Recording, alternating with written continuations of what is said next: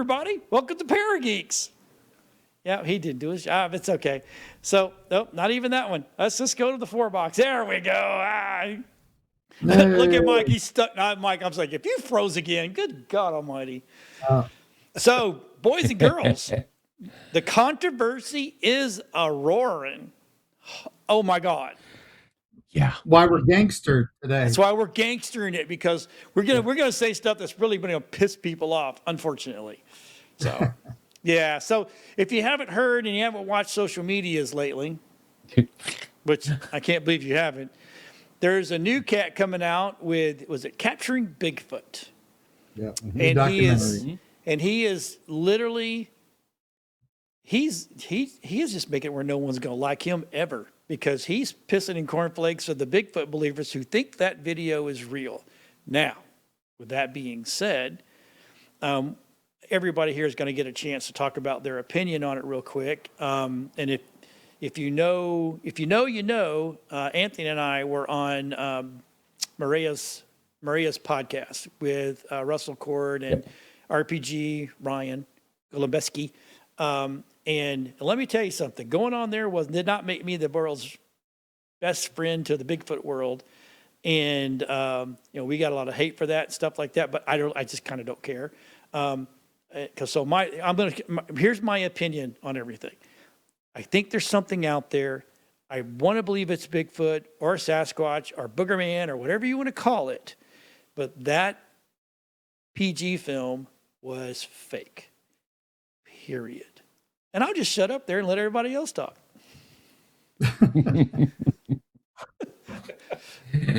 Mark, why don't you give us some background? Well, this documentary is not available for proper public viewing yet, because it came out, they premiered it at South by Southwest Film Festival. And the story goes that this guy who was making it was given film canisters from the man who originally developed the Patterson-Gimlin film. And this was a roll of 60 millimeter film that was basically a dress rehearsal for the Patterson-Gimlin film from 6 months prior. Now, why it sat in a tin can for 60 years and why it was never brought up is never really mentioned. Right. But he did interview the Gimlin family. He interviewed the Patterson family, and the son of Roger Patterson said, "Oh yeah, Dad admitted he faked it." Now, Roger Patterson's son was 6 years old at the time that supposedly he saw his dad burning the costume and all that. So I don't know if I remember anything when I was 6. So it's a little interesting that he remembers that. So there are questions about this documentary. Of course, they interview Bob Hieronymus and some of the other key players who have claimed and debunked it over the years. And so it's pretty much, everybody says, oh, it's the nail in the coffin. And the people who have seen it, I've seen some people who 100%, these are the guys I would trust with major evidence and anything like that. And they have said that this is it. This shows that the Patterson-Gimlin film was faked. So until we see it, I still have questions. Again, I don't think the world begins and ends with Patterson-Gimlin. There were stories before it, and there are stories that go back to Native American lore and the First Nations. And then there's stuff to this day that a lot of people said it didn't look like Patty, the thing I saw. So I still think, some people are like, oh, it's the end of all paranormal investigations, the end of all, because it's all bogus. And it's like, we got a lot of other things to talk about. That's the basics. Michael. That's the basics. I'm with Mark on a lot of this. I don't believe, even if it is a complete manufactured hoax, that it affects our investigations. I had questions about the original film and some of the stories, and have for a while, but you watch Bob Gimlin and he's so earnest. He seems like such a nice guy, but facts are not feelings. If I feel he's a nice guy, it doesn't change the fact that he may have been in a situation where they needed to make some money and he saw an easy route. I don't know. I want to know why they came out with all of this now. I mean, this film happened before I was even born. And why expose all of it now? What's the key factor? Are they wanting more money? Yep. You know, what's the driving force behind all this? And he's got interviews No, with and Gimlin. He's got interviews with a bunch of these people, and Gimlin hasn't done interviews for a few years. He's up there, and he canceled all his convention appearances. So this had to have been filmed a few years ago, his parts at least, and they're playing it off like it was filmed last year. So Anthony, So- let's hear Well- your side of this. Yeah. well, here's according to the producer director Mark. He's works in a documentary department at a university college, and someone else who works at the university. Her dad was the guy that developed the film for them back in the 60s. And he had that thing locked in a safe, that 16 millimeter developed film. He had a copy of it, his own copy of it, that he had locked in a safe for, almost 60 years. He died. She got the film. She didn't even know what it was. She looked at it. She didn't know how to watch it. When they looked at it, they thought, and Mark thought himself, the director, he thought, oh my God, we found an original copy of, the Patterson-Gimlin film. Because he could only see like one frame at a time. You're looking at film, that's all you're going to see. He thought they had an original copy of the PG film. Perfect condition, preserved for 60 years. He was nutso. And so he went ahead and then digitized the whole thing so it could be watched, without having to hook up a film projector, which you don't want to do anyway because it could break the film. But he went ahead and watched it, and they were like, oh, damn. This is not the Patterson-Gimlin film. This is entirely different footage that is a dry run, a rehearsal that was made before the PG film was done. And so that's where they get into it. Now, one of the things they do get into is the dating of the film itself. The person that Mark has been referring to has said that the film had square or triangle in the corner, or no, a square or circle in the corner. And that means that film was made in 1962 or 1963 is the date of manufacture, whether it's a square or a circle. And it was very common at the time to have film laying around for a couple of years. You'd go grab it out of the closet, put it in your camera. Film lasts a long time. Yep. But when it came time to film the actual footage, they got brand new film that was manufactured just a couple months prior to their expedition to go to film, Bigfoot, and just, out of coincidence happened to catch a Bigfoot that was doing exactly and posing exactly as, Bob had, or not Bob, but Patterson had described it, which is pretty long shot that you'd actually catch the same footage that you were describing or giving pictures of. Yeah, they were trying to reenact the William before. Rowe.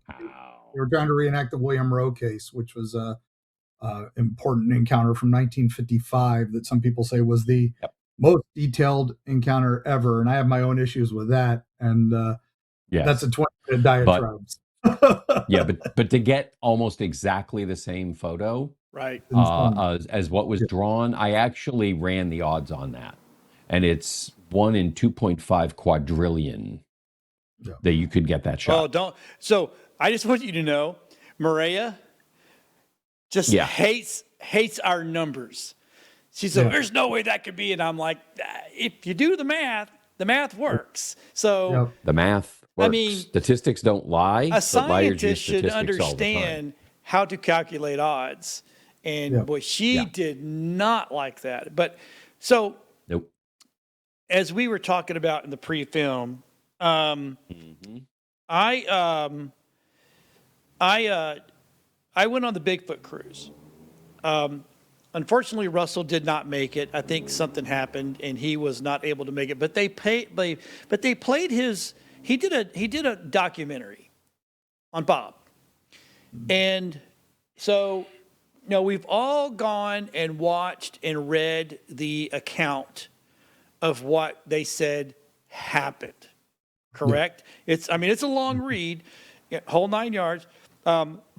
So if you read that, I got the understanding. But when you hear Bob talk about what happened, all of a sudden, the red flags started going. I'm sitting in there watching this thing going, uh-oh, uh-oh, uh-oh, uh-oh, uh-oh, uh-oh, right? So, and I'm gonna give you an abridged version. I think everybody needs to go watch this. It was very well done, by the way. Russell did a great job. I will never say that Russell did not do a great job, but I don't think he understood the fact that he was setting himself up for everybody to go, what the hell? Because according to Bob Gimlin, right, in Patterson, they were there, they went out there, they were going to try to shoot a documentary and go find this thing, right? Into an area that they had said that they had been before and had the experience. So the biggest parts there's two big ones that stands out to me the most. First thing first is they woke up that morning, Bob went out to run the horses, Gimlin went out to run his horses, and Bob got back, Gimlin got back about 30 to 40 minutes later, and then when Bob said, hey, Mr. Patterson, what'd you do? Oh, I was out there, just run the horses, blah, blah, blah. And then it's amazing, they go out, the horse spooks, both horse spook, and he's jumping off and grabbing his camera and shooting. Well, the problem with the camera, and I've done the research into the camera itself is a wind. So you have to wind this thing up. It can't be pre-wound, because if it sits too long pre-wound, it can actually weaken the springs. So that's number one. It's not a point and click. So you just can't jump off and hold it and shoot it to where it was at, right? Because it doesn't work that way. You have to be able to look at the little eyepiece and go, oh, that's it, right? So that's number two. Number three is after they filmed this thing and they got back to the camp, it started raining in the middle of the night. They didn't get casts that day. They went and they loaded their truck, they loaded the horses up in the truck, whole 9 yards. It started raining so bad that they had to leave. Well, when they left, it was such a bad downpour that they were having issues getting up the mountain roads, the logging roads that they came in on. So if it was raining that bad, which means the creek was risen, that means the water was flowing super fast. There are even if you went and covered it, because it was a dry creek bed, the torrent water would remove the cover and it would change the shape of the landscape, which means it would either fill in, wash away, or remove altogether any footprints that were left.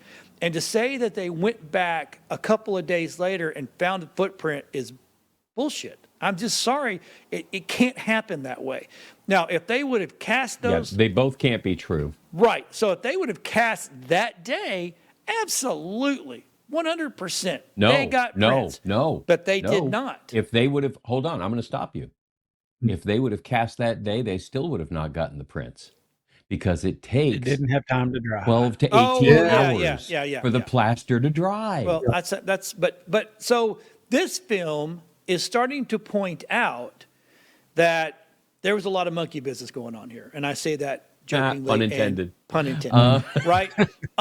So now you've got the written account that we've all been reading for 60 years, 50 years. Yep.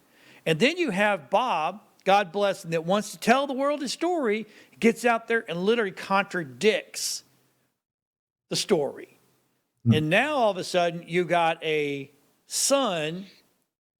According to, so there was a great, and we'll put the link in the bio. We'll put in the thing. Now this young man. Now you guys know this guy. I have no idea who he was, so I watched the whole thing. So now you got this guy coming out and saying, well, the reason he did it is because he wanted the truth to be out there. Yes, his mother a long time ago said, "I wish you were never born," and blah blah blah. So, there some You're hostility? talking about Clint. Yeah. Yes. All right. Yeah, There's some Patterson.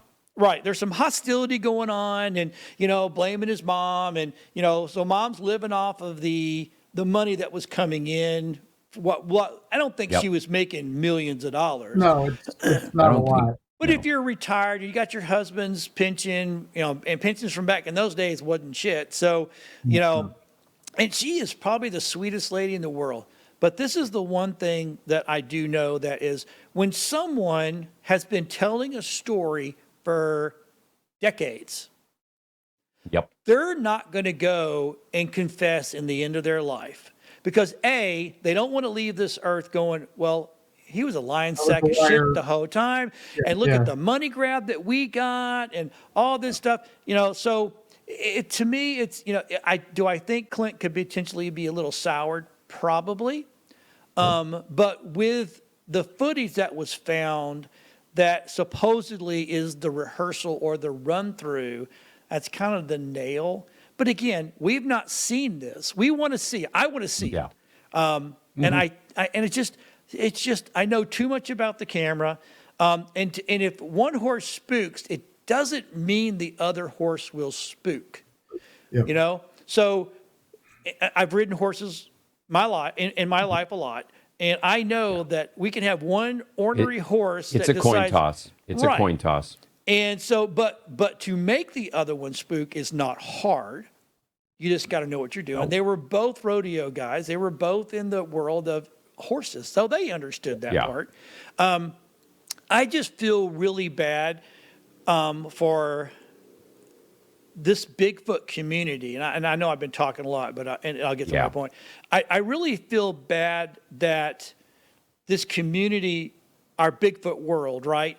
People can't just sit there and go, well, you know what? If that's what you believe, that's what you believe. Instead, this is the worst bullying or I know preteristic thing that I've ever seen on social media, unless the dress was blue or the dress was gold. I mean, whatever that thing was, right? So, I mean, people just look. If you don't believe it, don't believe it. You just keep believing. There's two things that one was there's another Bigfoot guy, fairly famous from a show, who went out there and let's just say he's all about the money. But his personal attacks on the documentary maker. Yeah. And, calling out saying, oh, we all know about this suit. And so we've already looked at it. So none of this is new information. This guy's just a lying, blah, blah, blah. And it's like, the personal nature of it automatically set up for me the idea that this is somebody who's terrified that he's going to, lose his money train, or whatever it is that makes money. Yeah, as we can all attest, there isn't a lot of money in Bigfoot. There's a lot of normal. You get the big guys. There's only one Zach Bagans, and and he knew what to do at the right time and made his money, and and that's fine. But that money is gone. You're going to conventions. You're not making a ton of money at a convention. Nope, you're not. Sorry, unless you're Tom Hiddleston signing because you were Loki in Avengers, you're not going to make a lot of money at a convention. As someone who does this for that's my second income. It's you make a few bucks here and there, and so you're not going to get rich on this. But speaking of that, can I go on my diatribe here for a minute? Hit it, baby. All right. Take it away, Absolutely. Mark. So the original thing that they based it on, that they were doing this documentary on, he was fascinated with this case. Bob Gimlin was fascinated with the William Rowe case. And that came from October 3rd, 1955. And it was actually in Mica Mountain, British Columbia. And so what the story is on this is basically in 1957, there was Harrison Hot Springs. This is this little town in British Columbia, and they wanted to boost their tourism for 1958 because that was their centennial coming up. And so their idea was to offer a $600 prize. Remember, it was 1957, 1958, $600. Big money. A lot of money back then. That's about $6,000 today. Right. Almost 7,000.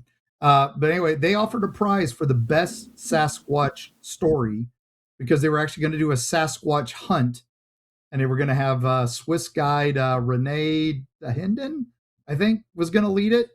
But anyway, following the announcement, a flood of Sasquatch stories flood into the newspaper, and they start surfacing all over the place. And probably Albert Ostman's story where he was kidnapped by a Sasquatch family in 1924 and he'd been held there for 6 days. He doesn't tell it till 1957. So he's waited 33 years to tell this story. And, who waits 3 decades to report that I lived with Bigfoot? Right? So, but then William Rowe comes out and he claims he encountered a female Sasquatch and that he described watching it for several minutes. And he got all these crazy details with it, like broad, flat nose, small black eyes, the half-inch hair, the whinny sound, no neck, or it was conical, and all this. And so he hadn't talked about it for 2 years, 55 to 57. And then suddenly in August 57, he suddenly creates a sworn affidavit via the city of Edmonton's legal department. He had 3 lawyers draft this and notarize the statement saying it's absolutely true. And this is, right as that $600 Sasquatch contest, right? And that's just how it worked. It was so crazy that he remembered all these details 2 years later, and it just aligned perfectly with this publicity machine seeking cash for stories. So his statement, like I said, those, the sagittical crest, the trapezius muscles, the chipped fingernails, the strange foot structure, its diet. He's talked about its diet and its sleeping habits. He saw it for a few minutes. How does he know this stuff? Right. And so he, the story suddenly becomes famous, and then Bob Gimlin reads that story and he's obsessed with it. That's why he does that drawing of it. Right. And then suddenly he finds a female Bigfoot and all that. So this $600 prize, I think, was a payday. This guy invented the story. And I think it's totally, that was bogus. And so the inspiration for the Patterson-Gimlin film is a hoax. So I will 100% agree with that. That's my opinion, and I'm sticking with it. So yeah. So, and that's what I think. That's what a lot of people are not seeing the bigger picture here. Yeah. No one's saying that we don't think Bigfoot's real. Well, I'm just saying before that, we just think the movie itself was a hoax. Yeah, there's a ton of stuff. We've got the indigenous people stories, we've got native stories, we've got folklore all over the place. He walked around with Moses. There's stories of the Cherokee talking with him. Daniel Boone killed one. He killed a Yahoo. That's what he said. Right. And they asked him what he did with the body. He said, "We ate it." Oh my! I'm not that brave. I'll eat anything. I don't think I'd eat a Bigfoot. I'm just saying. It was a very tough turkey. Yeah. These are things that have been seen by many credible people, and I'm sure Mike can tell you the stuff that people have seen doesn't always resemble Patty. Sometimes it does.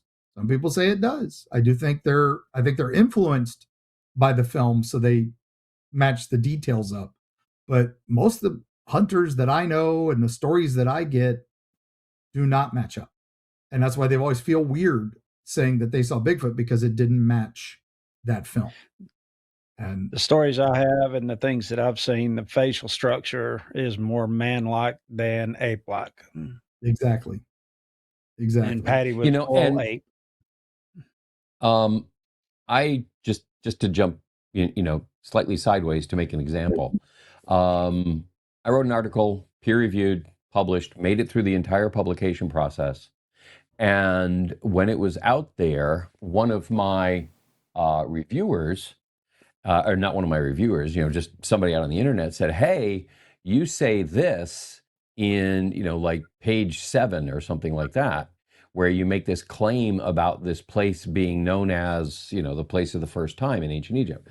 And do you have any source material on that? Because I'm not aware of that being a published theory or anything.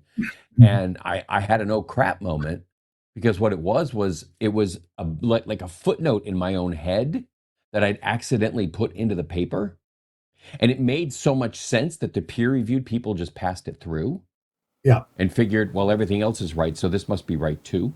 But I had people saying, because that was wrong, your whole theory must be wrong. Yeah. Well, this is where you have to understand the difference between primary evidence and supporting evidence. Primary evidence is what makes you launch into the research in the first place, okay? Because you have evidence that something has happened. You have an eyewitness account. You have a torn up camp. You have, the stories that we all have. That's primary evidence from 100 years ago that made us look into this thing. Secondary evidence is, oh, I found a footprint, so I made a cast. The fact that one footprint has been faked does not mean there is no Bigfoot, Sasquatch, hominid out there, okay, coexisting with us. That's just not logical or scientific at all. These are supporting pieces. And the Patterson-Gimlin film, whether it was real or not, is irrelevant, because it was only supporting evidence. That's all it ever was and ever could be. And so losing your shit over it because, oh my God, this means that everything must be fake. That's ridiculous. You cannot draw that conclusion. Exactly. Because what a great way to poison the well. Yeah. Go out and do one fake thing, or maybe find a glove that doesn't fit OJ's hand. Yeah. And so he gets acquitted, even though everybody and their brother knows that he did it. Yeah. Okay, you can't. They basically framed a guilty man, which is what we said about OJ. But here we're talking about they're creating fake evidence for something that was real, and that doesn't make it less real.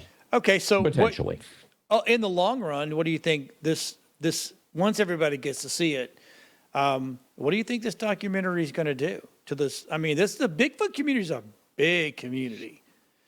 Nobody gets rich off of it other than the TV people who charge a shitload of money for us to go get talked to and take a picture of, and they're the ones making the money. Us smaller guys, we're not making any money at it. I'm just saying. I mean, it's I've now have done. I probably have got. We probably got what, Mark and Anthony. We probably got what, 8, 9 shows for just the Bigfoot itself, and that's it.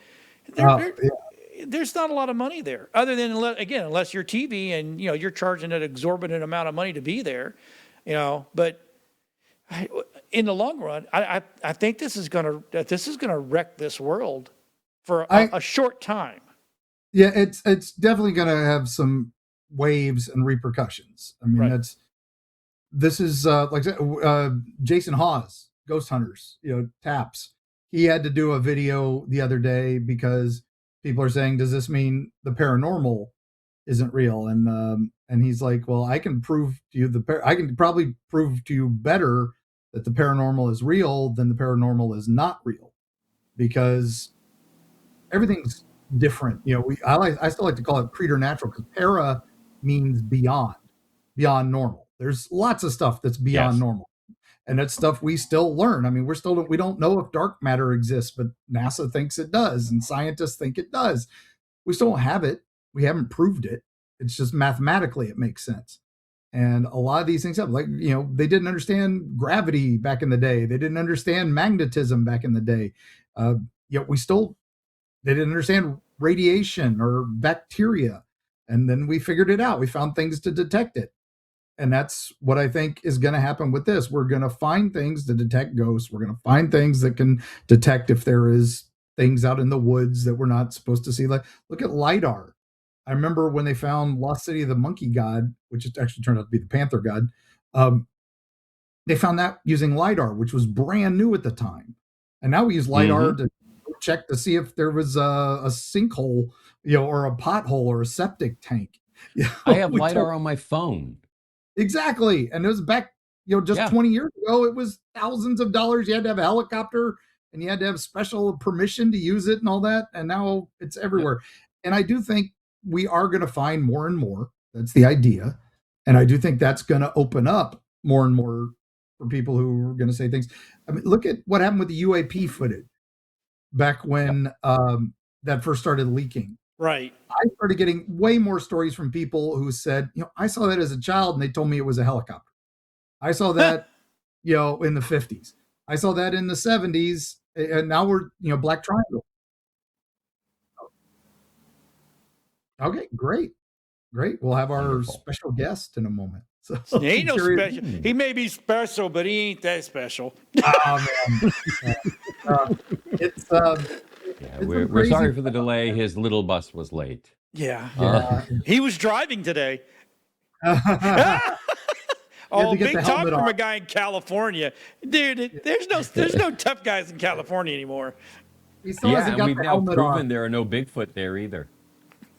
There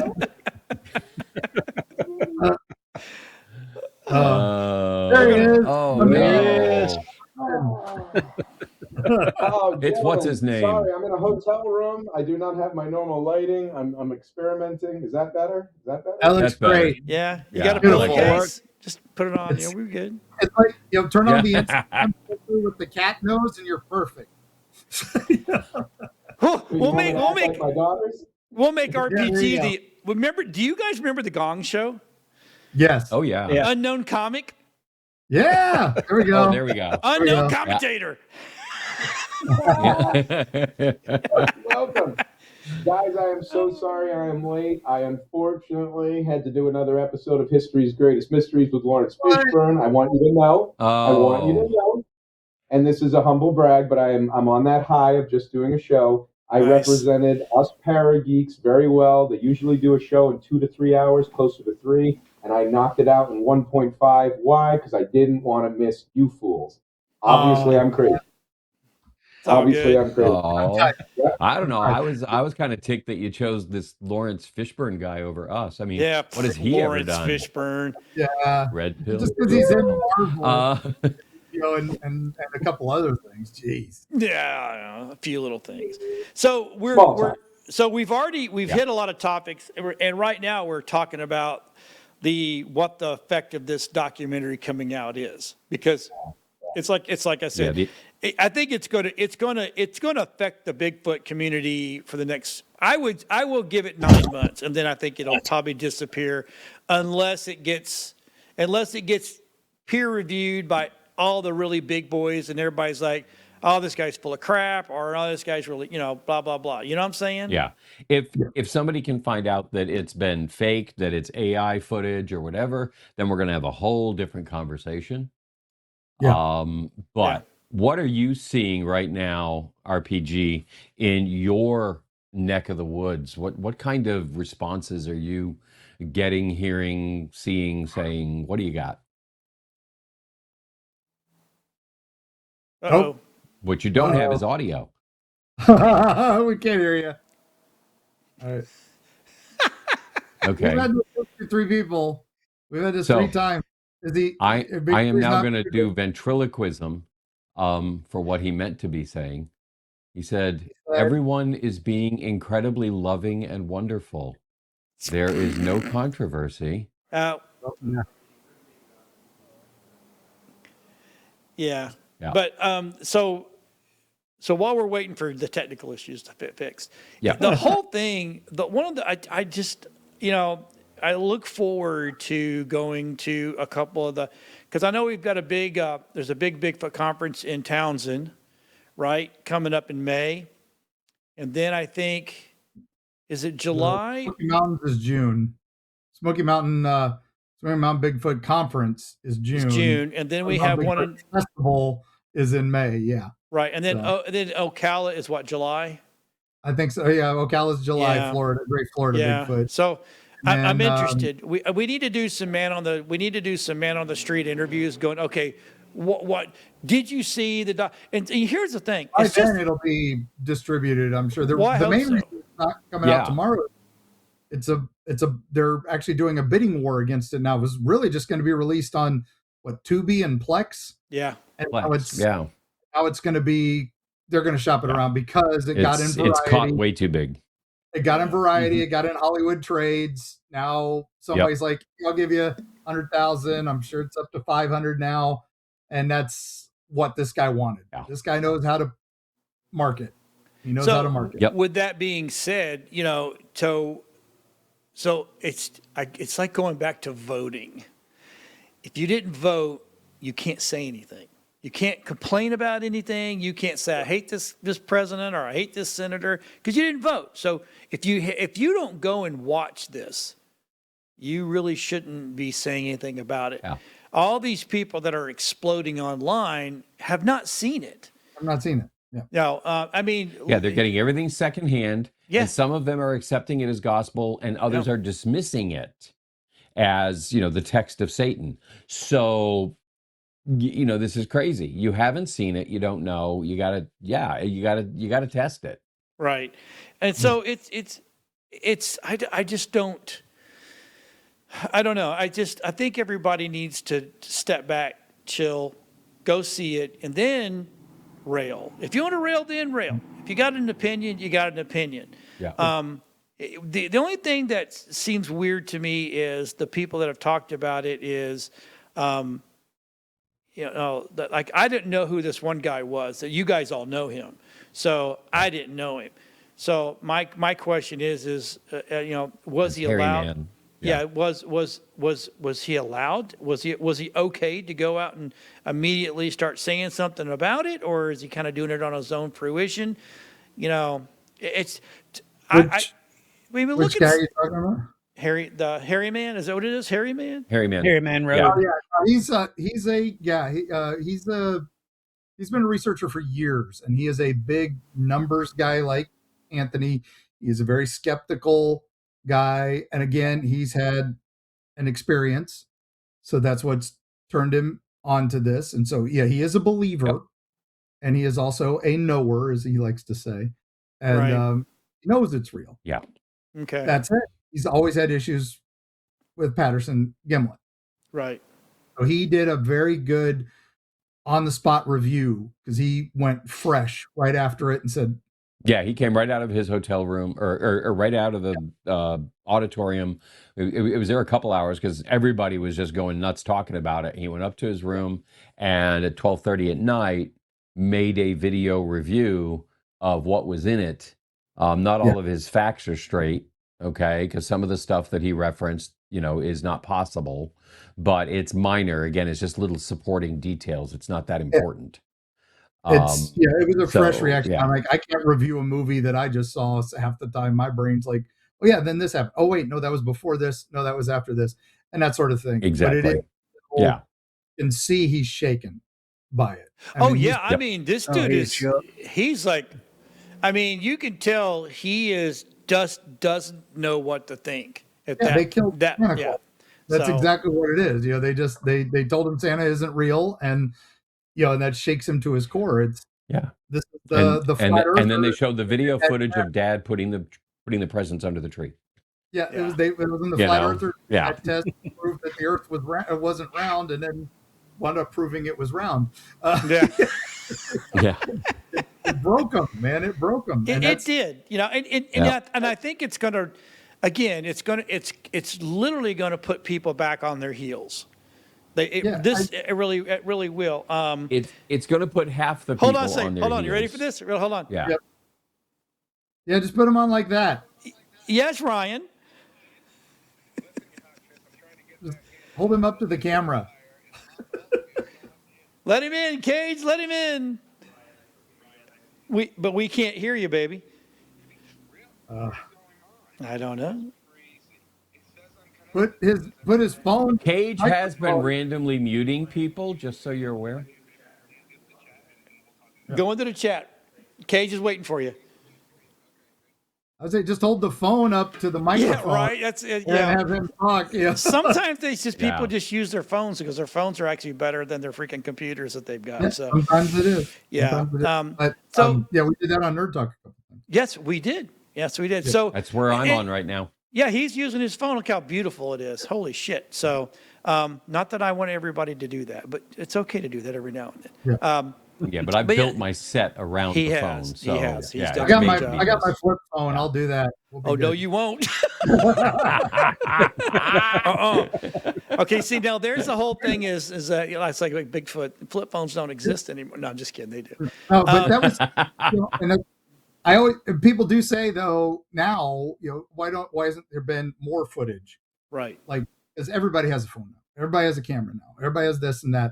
Right. And as experience over there, Mike, and as person who documents all these encounters, my cryptid encounter lasted about 38 seconds. Right. It was before phones and everything, but I don't know what I saw, but I saw something that doesn't make sense. Right. And that's what people see. Now, it takes you a few seconds for your brain to go, what the hell is that? Right. It could be, oh, is that a guy in a ghillie suit? Is that a snake coming out of the water Right. when you're seeing a Nessie or something? And so it takes a few seconds. Then you think, oh gosh, I got to get a picture of this. Right. Your pocket, grab your phone. All right. And then, all right, got to put my finger on it or hold it to my face. All right. Password. All right. Camera app, go. That's how many minutes has that been? Right. Yeah. And the thing And is the gone. entire time, your eyes are still focused on what you're seeing out there. Yeah. And the emotionalism that you're going through. When I had my encounter, if I'd have had a camera in my hands, I wouldn't have used it. Yeah. Right. You don't think about it and anything. And some of these guys are with their scope because they're watching a deer or something, and then suddenly, what's that? And Right. they get the details, and every one of them that did that says it looked human. In the So face. to me, if So I couldn't shoot it. I was if- afraid I was going to kill something important. if you're out in the woods and you're doing this, just as a tech tip, you need to have a body cam that's looking where you're looking. Now, I'm not saying get the head ones. You can get one that mounts on the shoulder or whatever. Yeah, I got a couple nice little ones, clip on, Right. boom, 4K cameras. How many? Okay, I've got a couple of them here. People who get these they're not expecting to see Bigfoot. Nope. This has changed their life. They didn't expect to do that. And that's Nope. why they don't No. have cameras like Yeah. that. They don't have body cams and all that. They're out there to hunt deer. And the less electronics, the we better. live Yeah. We live with 3 dogs, 24 hours a day, 7 days a week.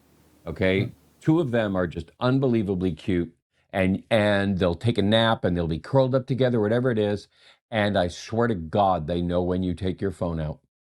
Yeah. Because we will try day after day, week after week, month after month to get that picture of them doing that thing. As soon as that camera comes out, boom, they're up and out and gone. Yeah.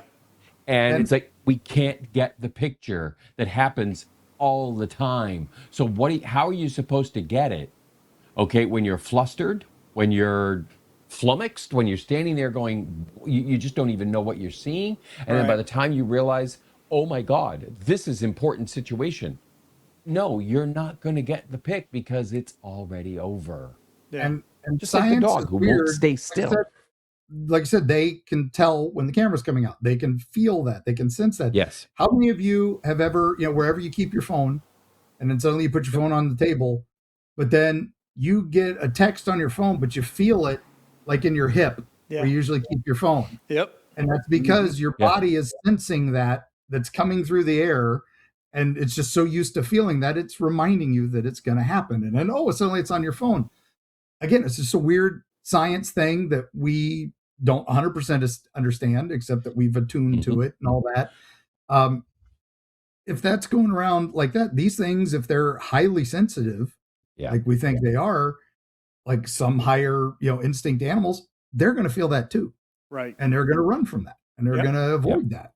And so I think that's part of it as well. If this is an important factor, then I will say that the iPhone 17 now has a single button on one side to open the camera. Yeah, the only phone it's that the did only was the thing that Windows button phone does. before that. What's that?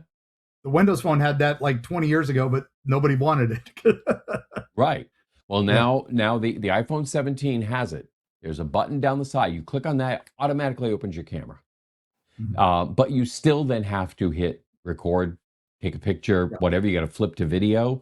Okay, there's still so many things you have to do, but still having one button may speed up the ability to get a pic like this. You can but you can gotta actually be expecting it. Yeah, you got it. Yeah, that's the whole point. You're walking through. I think Michael thinks I'm a moron because I don't go out with a walking stick. I just don't.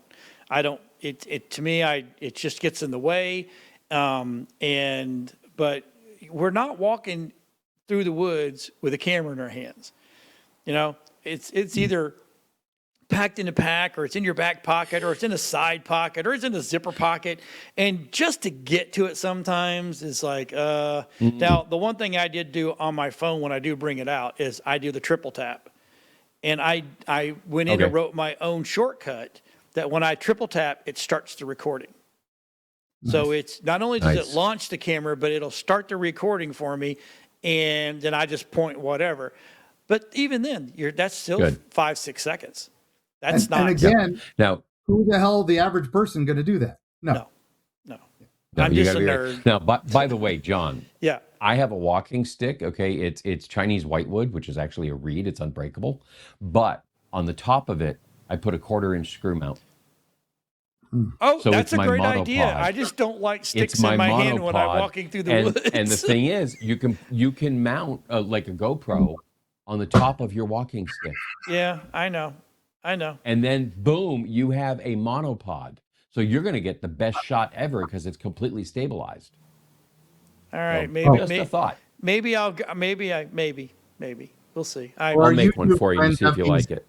Awesome little stick cams that are super tiny and all that, and they do focus and they do zoom, and they're all in little gimbals that they can control with their thumb. Those are great. They usually always have those out because they're walking through the woods, they're walking whatever to do their vlogs. So I'm still surprised none of them have stumbled on something. Right. But that's the only thing. But we had, like I said, we took them to a haunted house, and we had a haunted house incident where a door flew open behind me. And that was amazing. That was why don't we just all strap a 360 camera on top of our head? But that was just it. They are used to filming constantly. And even then, of the 4 people there, only 3 got it. Yeah. Because one of them was filming the wrong direction. So it's that's how this stuff happens. You don't know. And it's insane to me how some of these things just people, these arguments that people give that, oh well, it should be this, it should be that. Look at the freaking asteroid that hit Ohio yesterday, and every 11 states saw it. One security camera at a fire station got it on camera. Yep. That's it. So let's get back to the documentary. So sorry. My question is so why? I understand that. Oh my God, my main camera. I may get cut off because my main camera's not working or getting ready to die on me. Well, that's okay. So you can stay on it like audio god. God. It's a ghost draining the batteries. Yeah, it's always Bigfoot. Bigfoot draining batteries. So why don't I understand you got to make money. Trust me, you got to make money. I get it. But this right here is one of those things that I just they need to get it out there. Need to get it out there now. So the infighting can stop, or it's just going to be a civil war. You either believe the PG film is real, or that's going to happen regardless as soon as it comes out, because people are going to tear it up, tear it down. It's been happening for decades. I want to point out. Well, one of the things that I have been looking at here, and that is that the director pointed out that yes, they cut this down to like a 35-minute like documentary episode size, but they actually, when they did their first cut and they got it put together and they thought it was good and solid, it was almost 3 hours long. And it was still good and still holding together. So we may be in a situation here where they end up not just negotiating for the release of this 35-minute documentary. But if they get the right deal, they could get a multi-million deal to turn this into a feature film and let this thing fester for months while they revert it back to its, to an hour and a half or 2-hour format. And I think that, and then go for a theatrical release, Well, they could do because a I think Netflix that would three-part be, series. they could do that too. Right. Yeah, But they could do I a think Netflix three-part that's series. another, and release it that way. But I think the theatrical release and getting tickets sold at $30 a head, and getting a studio behind this thing, we think this is just something that, Netflix or HBO will offer them, $500,000 and they'll jump on it. They may have actual studios out there saying, hold on a second, Hoss, because they were at South by Southwest, and that's where the studios are hiding, looking for this stuff. And it's not that they may have gone hunting, they may have been approached. Okay, but okay, so now let's come from a streaming guy's side, right? Yeah. Why give this money away when you can park this behind a paywall Mm-hmm. and make all the money you want and none of it has to go to them? Yeah. I mean, because if it's really that good and it can really make that type of money, a paywall all damn day long will make you way more money than letting Netflix buy it, letting Amazon buy it, letting Gaia buy it, or Paramount, or one of those things. Because or YouTube link, watches and get your million hours, get the money per click. That happens too. It's there's a lot of ways to go with this, and I do bird in the think, hand, and how much are they being offered? yeah. well, yeah, but I mean, if Netflix is offering you $500,000, they know they're going to make $5 million. Yeah, 100%. That's just the way they that are. is. Okay, It is. but without it, you've got to sit there and hope, if you're selling it at, $10 a view, okay, because if you raise the price too high, you are going to get bootlegged so fast it's going to be pathetic. But Okay. But no, Yeah. you won't get bootlegged. If you know how to put yeah, that you will. security back, oh, absolutely. Yeah. Dude, John, I can bootleg will it put off a of camera Netflix. up in front of the screen. I can do the same thing with Netflix. I can do the same thing with Plex. Well, I can do the that's same the thing. point. Yeah. Yeah. That's So the point. what I'm saying but if is, people don't have to pay for it because they Yeah. already have Netflix, they aren't going to bother bootlegging it in such what about the quantities. people But who if- do not have Netflix? What about the people who do not have Amazon? What about the people Sure. who do not have Disney Plus? By putting it on your website and paywalling it, now it's 100% access to anybody that wants to go watch it. Yeah. And anybody can, that's the whole point. You put it on Netflix and everybody wants to watch it. They're all going to subscribe to Netflix for at least a couple months. Right. That's the key. And That's why does. Netflix, they'll make $5 million off of it. Look at Tiger giving you- King. Right. But, Right. but Yeah, look at they Tiger will never make 5 million off it no matter what they do. They'll be lucky if they get 100,000 off of it. Okay. And because then they have to do all the marketing themselves, all the advertising, all the back end work, all the streaming. Yeah. Oh my God. Yeah, but look Okay, at John, the. you know what goes into that. I know, but look at the free marketing they have right now. Oh no, they're gold right This now, which is- is why it's not If- premiering suddenly like it originally was going to. So, but here's why it's not up for free. here's the biggest question that we should all be asking ourselves. Great, I'm going to watch this as soon as it comes out. I don't care what Okay. platform, I'll go on that platform. Yeah. My Yeah, question I don't is, care, I'm gonna buy are it. we ever going to get to see the pure, real footage that was found? No, and that's exactly what this is all about. It is. What do you I mean? mean? We're never going to see What and pure real? this new reel. Are we going to see the original reel? Right. No, The new he 16 digitized millimeter. Are we going to see? Digitized it, How do you so. see the original? It's got to be digitized. Well, have to yeah. show it You'd have on to go to a projector. theater and watch it with Yeah. a 16 millimeter projector. Well, Yeah, and no, that's- you take the original film and you digitize that. Yes, we're seeing a Yes. digitized version, but not not color corrected, Nope. not fixed, not changed. No, I want from Edited, the beginning nothing. of that I'll bet reel we will. to the end of not that edited. reel. Not Yes, edited. not Yeah. edited. Yeah. Well, that's how many And the people thing have seen is- the Patterson film unedited. Everybody sees that section that they show all the time. Well, because that Right. was Now, according- now I have seen that whole, like 3-minute version. Okay. And That I've is seen all the supposedly, B-roll but because he was mostly back filming in B-roll. the day,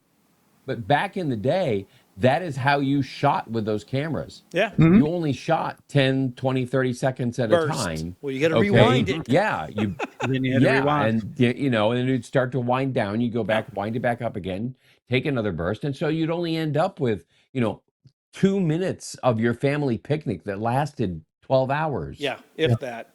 Okay. Right. But that's all you got was 2 minutes of video out of it.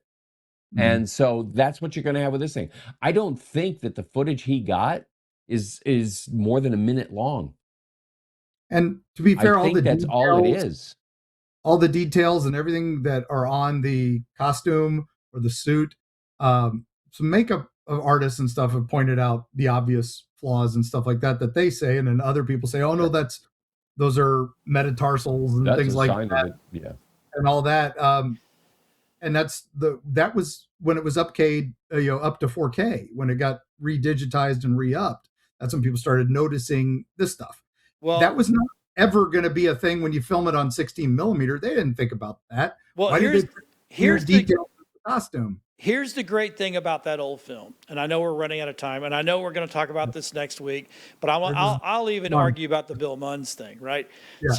The one thing about filming on 16 millimeter or 8 millimeter or 32 millimeter or whatever millimeter back then it was available, I know there's two others I'm missing. That was already, and I know people are this will make people lose their fucking shit. That film was considered in today's world high def. Yeah. Yep. So, saying, oh, we got up-res to 4K. No, it was already at 4K. Yeah, no, I agree. All that stuff has to be digitized and brought down to TV safe so you can run it on a 720 by 480 television screens or 640 by 360, whatever there was on math. Yeah. So, so I love it when they say, oh, well, we had all this old stuff and we had to go get it. We had to get colorized and digitized. No, actually you didn't, because it was already shot on high def and high res anyway. So that's what I'm saying. I really want to see, and I know we're over time, but it's okay. Yeah. It's our show. We can do what we want. I already know by looking at that older stuff, it's going to be amazing. Everybody thinks that when you see it, it's going to be all grainy and all. It's not. It's going to be beautiful, and that's what I want to see. This isn't the 8 millimeter Zapruder film. This is 16 millimeter. No. Professional. But there's 8. There was Super 8 was one of the other ones you were missing. Super 8, yeah. Super 8. So anyway, hopefully we'll get to have good old RPG in with us next week. And actually, guys, I will be coming to you from Florida. Cage will be the one doing all the magic back here and then, because we're leaving this weekend to go down for next week. So I'll be doing a lot of stuff on the road next week. Thanks for watching, everybody. We do appreciate it. We had RPG in for like 5 seconds and then we lost him, but hopefully he'll be here next week. He tried. Mike, great job. Anthony, good job. Mark, good job. RPG, short, good job. We love all you guys, and we will see everybody next week on the ParaGeeks. His wife said the same thing. All right, bye, everybody.